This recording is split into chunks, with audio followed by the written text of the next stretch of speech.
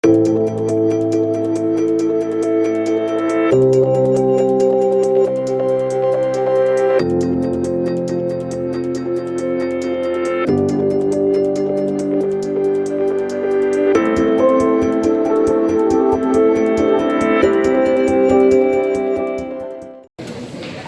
ini menjadi masalah dunia, sehingga kita semua daerah harus lebih mengantisipasi.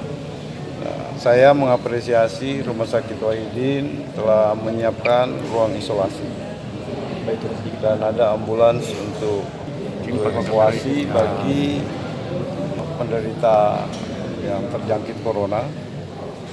Saya ingin ingatkan kepada seluruh masyarakat Sulawesi Selatan supaya kita tidak panik, ya, karena saya kira kita sudah punya kesiapan.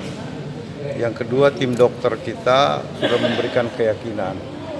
Jadi beberapa yang memang ketahanan tubuhnya bagus itu masih bisa sembuh, ya, bisa.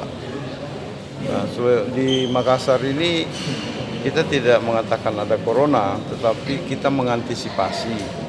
Makanya kita semua kompak, Pak Wali, ya, terus pihak rumah sakit di seluruh Sulawesi Selatan itu sudah mengantisipasi kalau ada hal-hal yang kita tidak inginkan. Ya, kalau kita panik, nanti daya tahan tubuh kita jadi lemah.